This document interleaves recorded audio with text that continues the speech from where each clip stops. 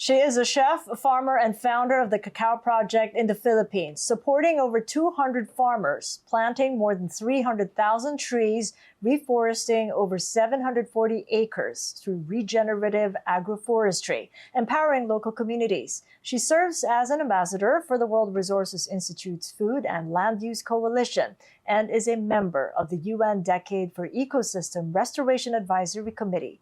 With us now for more on thought leaders is 2019 UN Young Champion of the Earth, Louise Mabulo.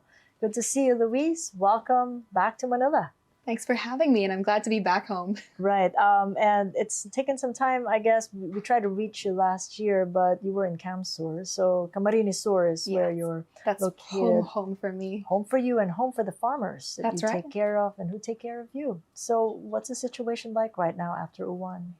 I mean, it's quite devastating and tragic. We're seeing a lot of flooding in different places around Camarines Sur. My hometown of San Fernando is thankfully a little bit higher up with elevation, but it doesn't negate the fact that a lot of people have suffered and experienced the devastation of these storms, and the fact that Bicol itself is a frontline region when it comes to disasters brought about by climate change. True. And did it come up to be as terrible as Nocten that hit your province in 2016 over Christmas Day?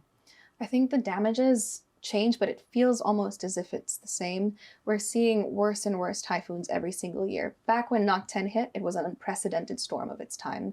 And now every single year we're seeing storms of the same or even worse capacity. It depends on wind damage and water damage, but again, it's still pretty tragic to see the impacts on our land and our farmers. And your farmers then, I mean, how are they coping?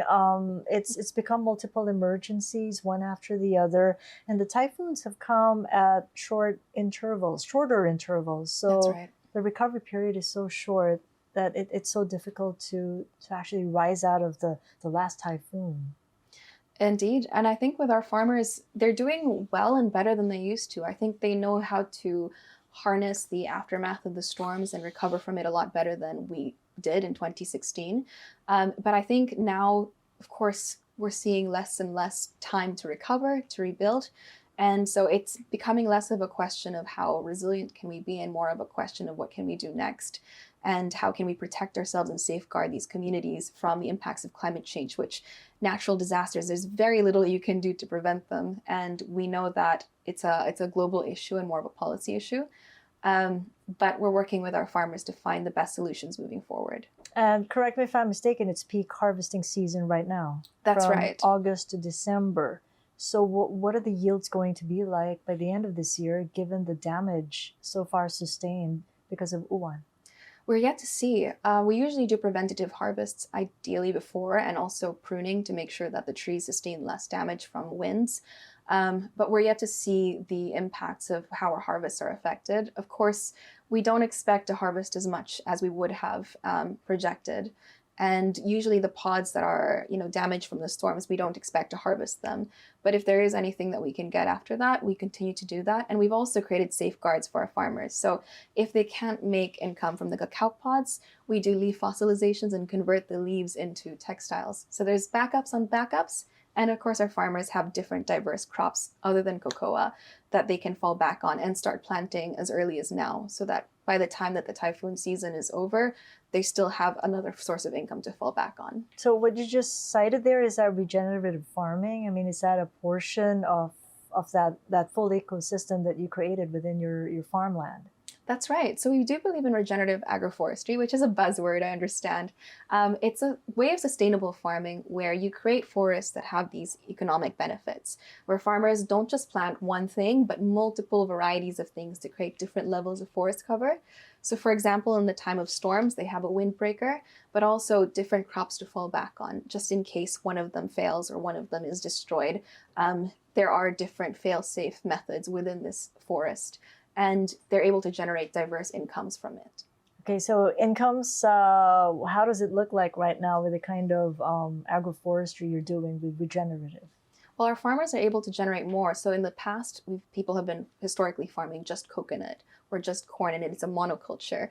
With this, they have income from, let's say, bok choy, from bananas, from cocoa, from the leaves and textiles they're able to make. So it depends on the farmer and how much land they have, and also how masipag they want to be with their farms.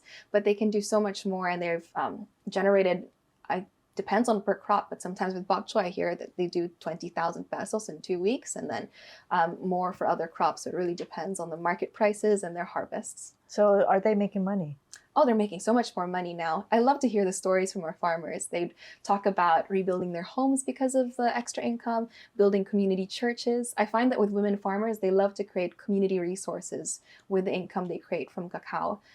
So it's something that's for themselves, but also shared with the community. Some of our farmers talk about getting their eyes lasered, or it's less about survival now for them and more about thriving and being able to treat themselves to different things, which I think is a good indicator that they're doing economically better. And it's all started with cacao. I mean, That's why right. did you choose cacao, and what is a flavor profile like? I mean, I've tried those from Cebu and Davao, but I still got to try the one from Kamsur. Well, you must try it, and hopefully next time I can bring you some. So our cacao trees, well, we planted them, and we saw in the storms that there was already cacao in Bicol. In fact, in the 1980s, there was a lot more of a cacao industry from Bicol than Davao. But over time, I think there was a breakdown in the supply chain or the markets for cocoa from Bicol. And we were just really looking to revive it. After the storms, we noticed that they survived a little bit better. They recovered faster. They were starting to grow their pods and their leaves back. And there's also a huge industry and market for chocolates. I mean, who doesn't love chocolate? So now we're looking to plant more cacao trees and revive that industry in a more sustainable way so that farmers have better access to markets, but also are able to make their own chocolates themselves. And I think the flavor profile is a little bit nutty. There's some coconut notes to it. I don't know if it's because we grow with coconuts or just because of the way it's grown. And it also depends per season. So during this time of year, it's different versus an earlier harvest. And I'd like to think of our chocolates and even our farmers as almost like a wine, like a vineyard business. When you go to Europe or to say California, you can visit vineyards, and all of them are different houses and brands of different wines. And we want to do the same for chocolates, where you can visit an agroforest and see how it's grown and visit the farmers and sample their brands of chocolates. Because every farmer has a different flavor of profile of the chocolates that they grow as well. And it's incredible to see it, growing. Have you found a market here in Manila? There's actually a really big market for cocoa. Our farmers are selling individually at bazaars and trade fairs, and also in Bicol. And I find that when they do a trade fair or any sort of pop-up with their chocolates, it immediately runs out within 2-3 days. So it's more of a question of our supply because it runs out so fast, and there's such a huge demand of it. So there is a huge market in Manila. We're just slowly trying to build up our chocolate capacity to keep up with it. And being a chef, how are you using cacao then in your culinary recipes? Oh, my culinary career, I started it when I was 12 after MasterChef Junior. And it's become a very big platform for me to advocate for local ingredients and local food. And ever since we started growing chocolate and cacao, it's become a very integral part of many of the recipes that I make. Everything is kind of integrated with some cocoa or some ingredients from the agroforest where they're grown. So it's become more personal for me because I understand where the ingredients are coming from and how they're grown and the alchemy of sunlight and air and water that's like magic to grow them. And so I hope to communicate those stories in my culinary career. But you'll find a lot of my recipes feature heavily cacao, and it features heavily the stories of how it got to that plate. What's your favorite story? I think my favorite stories around chocolate are, I love making a peely nut banana chocolate mousse. And it's very easy to make. I usually show the recipe to moms or feature it online. I think there's one coming out quite soon, which will be on TikTok. But it tells a story of a farm, basically. It includes coconut milk or coconut cream, bananas from the agroforest, the chocolate, and peely nuts, which are really strong old trees. And it just talks about the agroforestry models, because peely nuts are these beautiful, strong, huge trees. It takes 10 years to bear fruit, and it's something that takes patience and time. The cacao and the chocolate, of course, talk about the Cacao Project and our story of rebuilding and resilience in the storms. And the bananas are old ingredients that we've had here in the Philippines for many, many years. And I think it's something that is nutritionally good and dense. But it also, I think, talks about the farmers. It kind of represents a farm. And that's why I love featuring that recipe so much. But that's a little bit of it. And a lot of it has to do with heirloom farming, the respect for tradition, but at the same time innovating because That's you right. wanted to get in the yield. So how does that look like right now? And the impact it has, yes, you've mentioned to the farmers, but to the community that it supports. So I talk a lot about heirloom and traditional farming because I believe that farmers are not just a statistic on the news or victims of climate change or vulnerability, as I've talked about extensively and we've heard. But I want to show that we have a lot of practices and teachings that need to be preserved and passed on.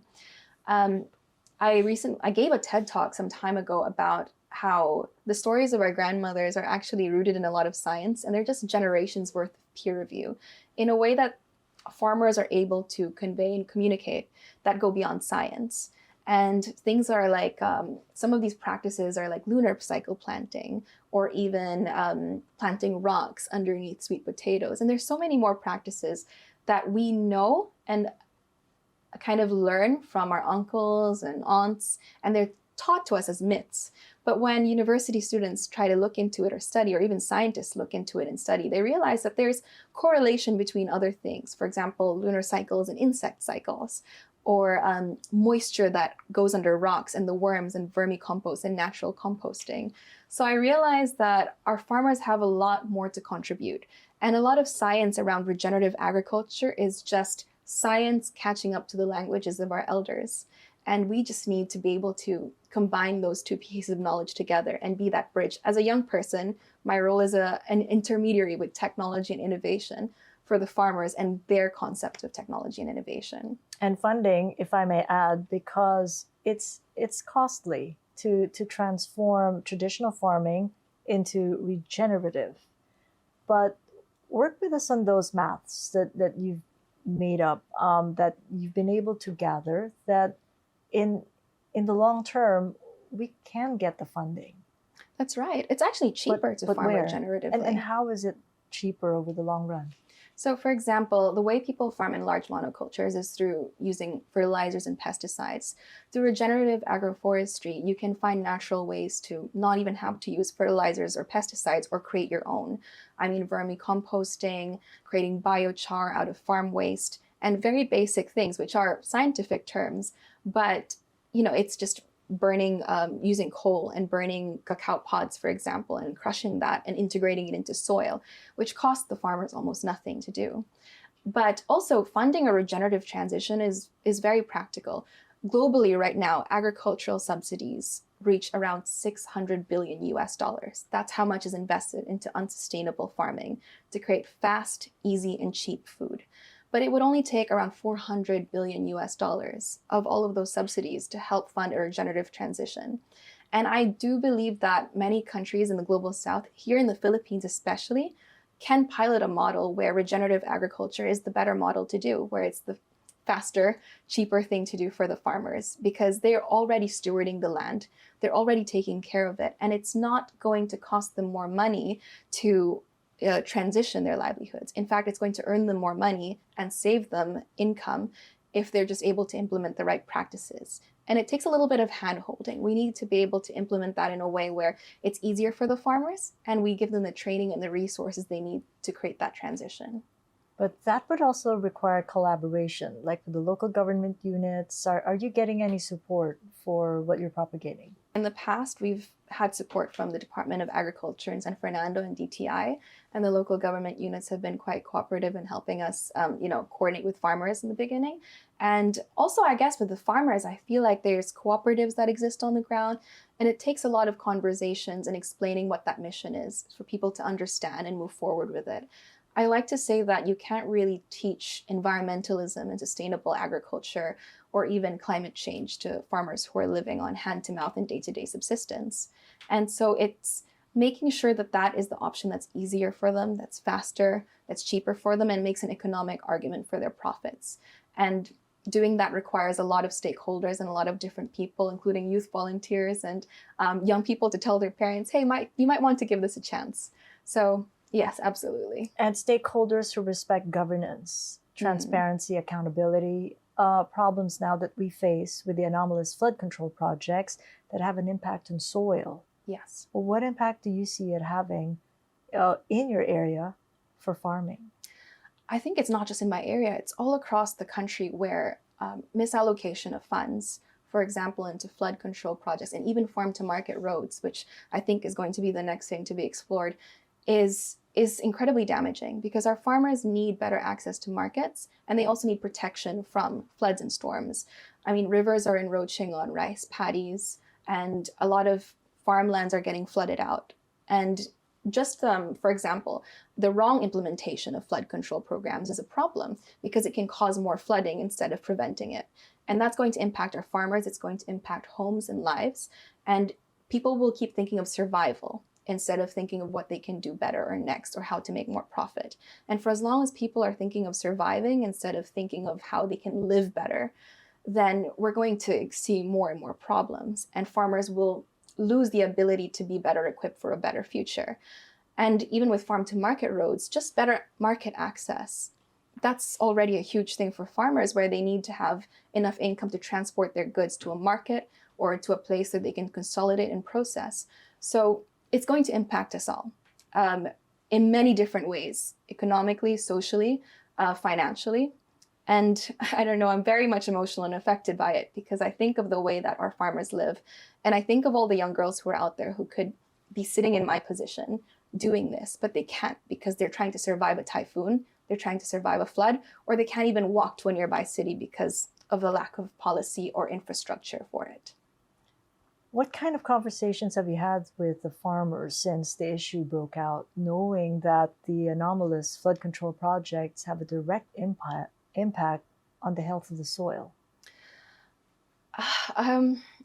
It's hard to talk about it and have a conversation with farmers because it goes into a lot of nuance and complexity. And I feel like the simpler the conversation is, the better, where we can disapprove corruption. We can vote with our wallets. I think at an individual level, it's easy to feel very hopeless, but we can continuously use our individual powers to vote and make the right decisions. Obviously, it's something that people feel like they have to wait for another election cycle.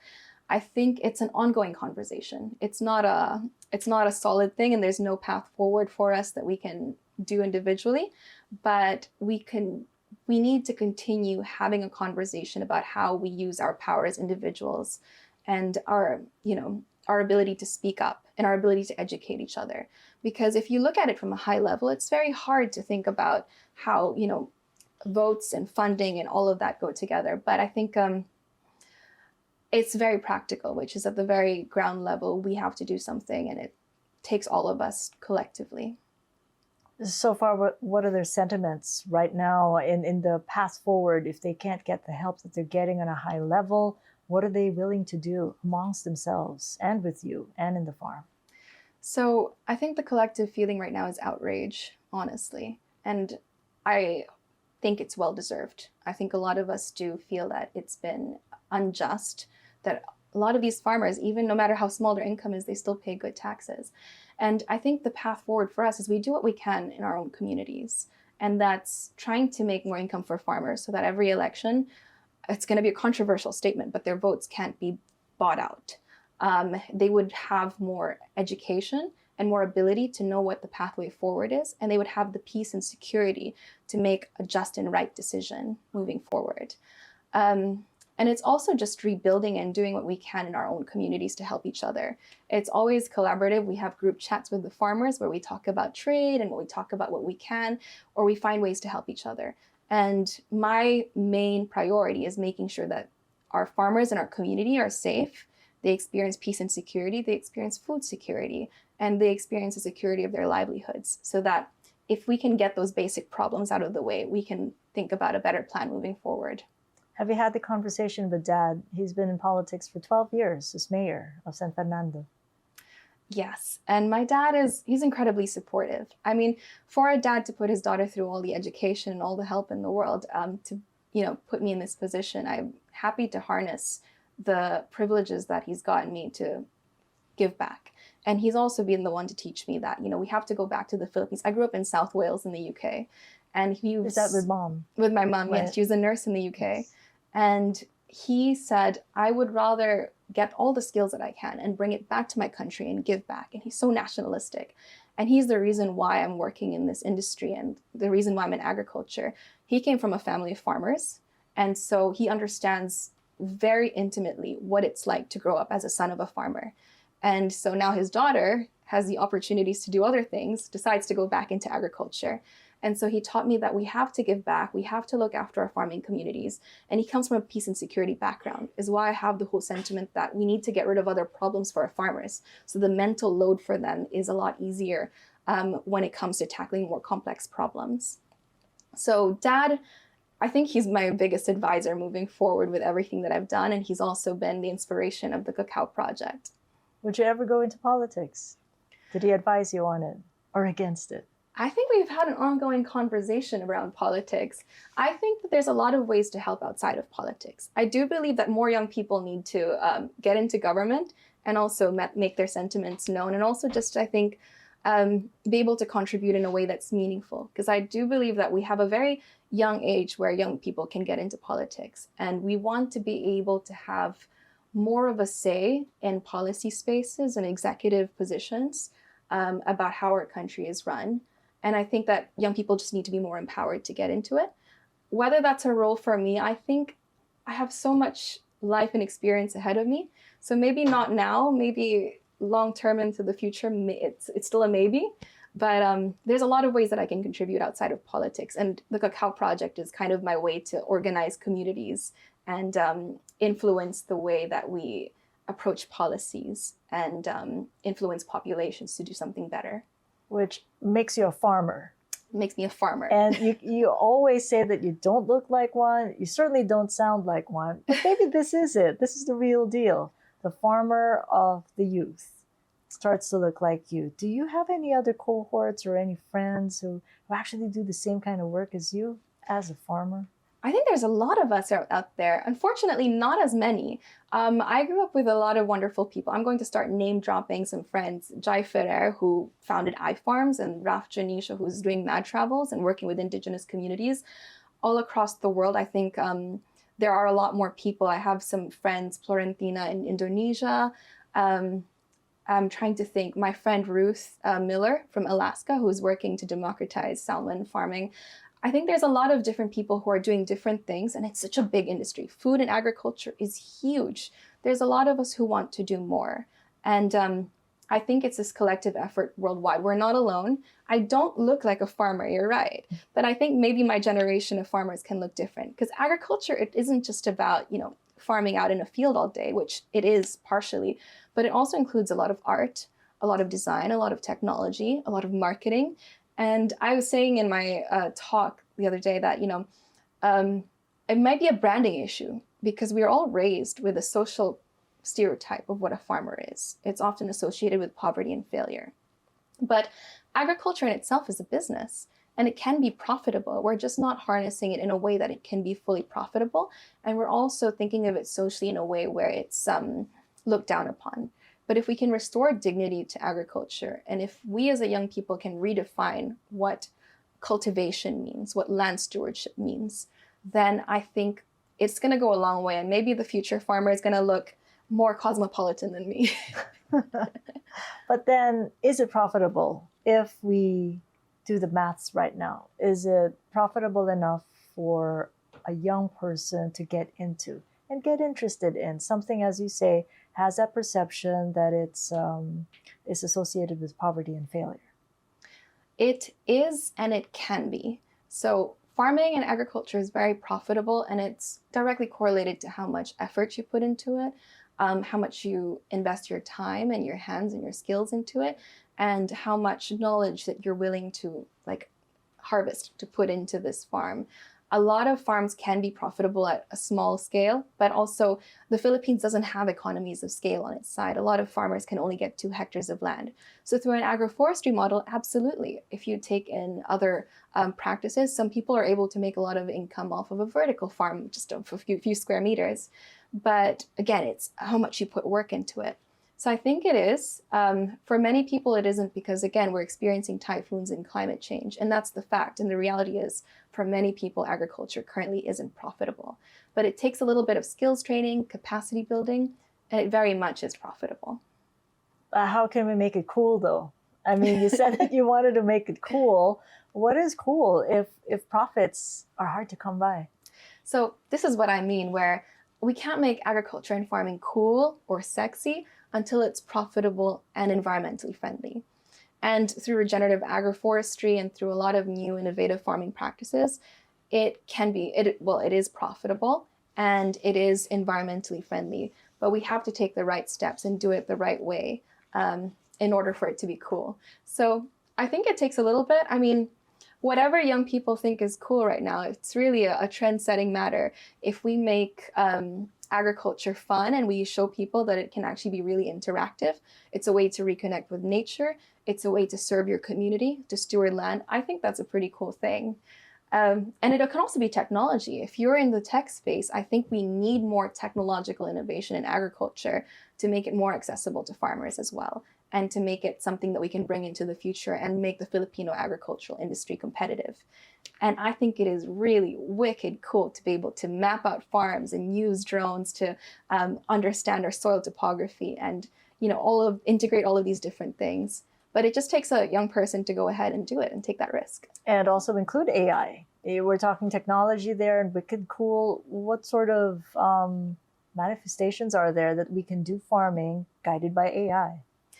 There's a lot of different ways forward. So with people, we know AI as the chat GPT on our phones. I was recently hosting a documentary series called Tech to Save the World. And my exploration was, how can AI and IoT and data and blockchains be something that is put in the hands of people who really cultivate, who really, for example, collect our trash, who do our who are fisher folk, who do our water, how can it go in the hands of fisher folk and farmers and trash collectors who really do the work on the ground?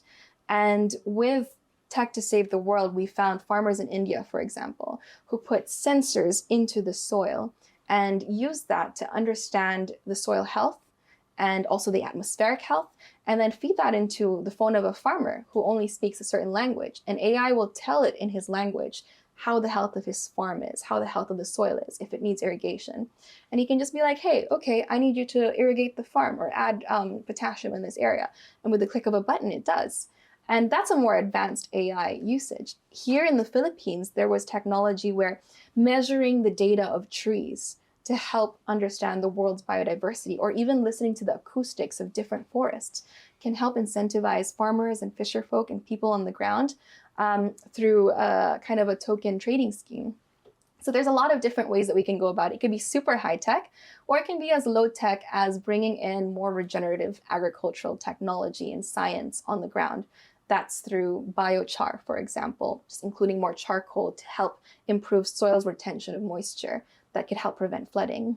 There's a lot of different ways we can move forward, and a lot of technologies out there. I think it's just a matter of bringing it in and implementing it in the ground and making it practical for the people who are really there to use it.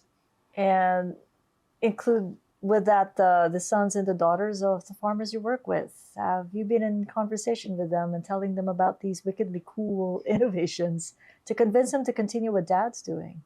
Yes, absolutely. Have there been children who follow Dad's footsteps then because of you? Yes, there have been a lot of daughters, some sons, and people who went into agriculture degrees or tech degrees that want to bring that back home. A lot of them are graduating from different degrees and courses in Bicol, and most of them want to go back to their farms and implement what they've learned, whether that's through farm tourism, that's through bringing technology, or even just implementing the teachings they learned in school on the farms for their parents. And I think it's amazingly inspiring to see those young people doing it, because it takes a few people who are saying, you know what, I know that it's a hard industry.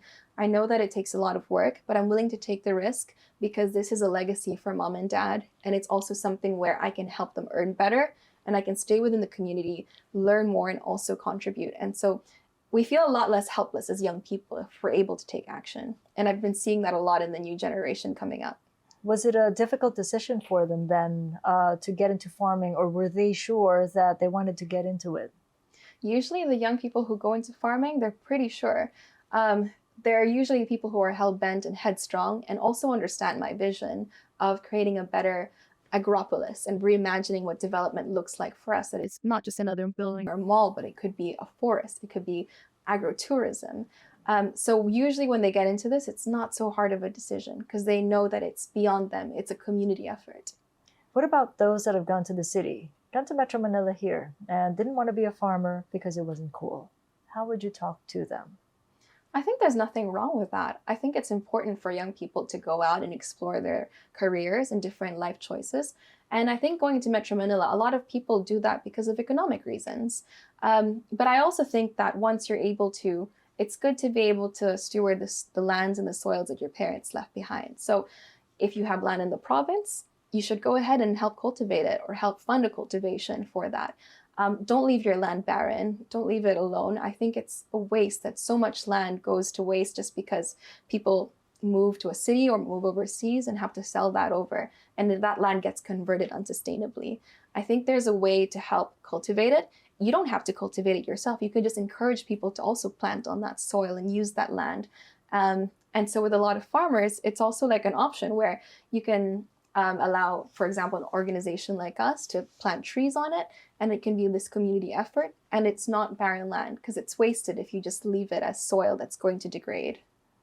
So, what's happened to the other communities beside San Fernando? Are they also imitating what you're doing? I mean, what's happened then, knowing that you've done this for nearly a decade, and there have been yields and successes? I like to say that farmers learn best by looking over the fence and seeing what other people are doing. So we fully encourage people to copy and to do what we're doing. And we're noticing more people growing cacao, more people implementing agroforestry practices, and a lot of people inquiring about whether they can join our trainings or our tree planting programs. And it's really exciting because I know that it's not just something that we're looking to do ourselves. It's a model that other people can copy, and we're just basically a case study. A case study also needing scaling. That's So, right. would you be needing funding, more partnerships? What's the way forward then to make this grow bigger and beyond Camarines Sur? So the work at the Cacao Project is self-sufficient and it was bootstrapped, and we've been able to get grants. But of course, it couldn't continue to scale. Funding, of course, is always needed for many young organizations. And I think just more partnerships. A lot of people who are interested in doing the work that we do. And I mean, everyone's welcome to reach out. We're also looking to help expand our farmers' products and be able to sell it nationwide. So that's another thing. But again, more supply, which means more planted trees, more communities involved. And it's an ongoing project. And also more political will, if you will, that cacao can be a major product, as is rice. Absolutely. I think more But that political. perception still has to change, that we're not really a cacao producing country. No, we're not a cacao producing country. We produce less than 2% of the world's cocoa. And I think that's fine. There's a huge demand for cacao, and we need to continue scaling and growing it. Political will to grow that industry. I don't expect to keep up with the world's cocoa, but I do expect that our farmers can thrive on the cocoa that they grow and cultivate. And so that means planting more and also supporting the farmers more with the cultivation and practices and capacity building. When you go overseas, and I know that you've just come from Paris and Rome, That's you've done right. some talks on the Cacao Project. What are the kinds of questions that you're getting? What sort of interest are they getting when you put the Philippines in the global scene? There's a lot of questions of whether a small country like ours can really, spin the needle or move the needle when it comes to climate change. And I think we can. A lot of How people, so? through our practices and through our teachings, I keep saying that regenerative agriculture is just catching up to our grandparents and their teachings. They've known this all along. They used to make their own fertilizers, their own pesticides. They've always known what land cultivation was, and we just need to teach that to the world. We also have a lot to teach them about resilience. We're at the frontline communities of the climate crisis, yet we still continue to grow agriculture. We still continue to produce. And I think there's a lot to be said, more than just our resilience, but how we're able to find optimism and solutions moving forward. And I think with our farmers as well, our farmers are incredibly, how do I call it? They're very strong, they're strong-willed and strong-minded, And so there's a lot of strength that it takes to move forward these solutions and take these risks, even amid everything that we're experiencing and the factors of peace and security. And our sense of community, I always say I love to export the bayanihan culture, which in English, I think the closest thing that we can find is the rule of commons, where we work together and we help each other hand in hand. And oftentimes, as Filipinos, we don't think about that because we all grew up with it. But when you go overseas, the culture becomes a little bit more individualistic. And I like to say that, we Filipinos, we think of each other. In the aftermath of storms, we cook for each other. We work to rebuild each other's houses. And there's some sense of selflessness and radical empathy that we can show the rest of the world. And that's the kind of culture that it would take to save our planet, to solve climate change. And it all comes from these small towns in the provinces of the Philippines. And the smallholder farmers, not much land, but big impact. That's right. What's the way forward then? If we go beyond Camarines Sur, where can you replicate Cacao Project more easily and in quick succession? I think it can be replicated. I mean, Cacao Project didn't even have to be cocoa. It could have been moringa, it could have been jackfruit, it could have been all sorts of different products. I think it's more of, it can be scaled across the world. When I gave my TED talk about farming practices, people were messaging me and saying, oh, in India, we have similar ideas and, folklore from my grandmother. So it's about bridging the gap between ancestral wisdom and knowledge and modern science and innovation. It's about planting the things that grow in your region or your part of the world that grow best and help the biodiversity in the soil. It's about implementing all of these sustainable farming practices at scale, transitioning farms across the world in a way that is environmentally sound, that is ethical and moral, and working with these smaller communities to help them gain more profit, more knowledge, more capacity and skills to do it the best they can in a way that also benefits them. So it's replicable all across the world. It's not just something that is gate-kept to our hometown. If you were to give advice to somebody who has heard what you've said earlier on, that if you have land, you might want to consider cultivating it. For that person who wants to change his or her career and go to the farmland, how would you convince that person? I think start little by little, small. I think study first, understand the risks involved, understand your own land, your province and the culture there and the soil and what grows best. Start planting. I don't think that you need to leave your job immediately and go to the provinces and say, hey, I'm going to switch my life around. I think you can go home, plant a couple things, which is what my dad and we do a lot. We just plant something and see, does it work? Does it grow? Cultivate that little by little, or work with a local community or a farmer who's around. It's like, hey, can you water my plants now and again? And then if it works out, or if you're able to grow something that's already starting to generate income, then you can slowly think of a career transition a little bit later down the line. But know that agriculture is slow. And so it takes patience and time. And so a drastic career transition, maybe not. But over time, I think it's something that you can cultivate and go on to. And over time, it's more of changing mindsets. Yes. This is exactly what you're hoping to do. What in the education system do you think should change to help the kids who are now growing up think a little better about farming? There's a lot of things. I think we need, number one, more role models in farming and even in local industries, not just farming. It could be in arts, it can be in technology, but localizing all those role models and making it accessible to young kids to say, hey, this is a viable career path for me moving forward. Number two is the social dynamics, changing language. Oftentimes when you fail in school, people will tell you, mangangamote ka, or pupulutin ka sa kangkungan. And I think that's tragic because it tells kids, and a lot of these children are children of farmers, and they start to associate farming and agriculture with failure. And that is, I think, the tragedy of our society is we've imprinted that in kids as young as primary, like nursery school, that this is something that they shouldn't do, and that's failure. Because I think farming and land stewardship is a very honorable, dignified trade. I grew up in South Wales where people and farmers owned valleys and sheep and tractors.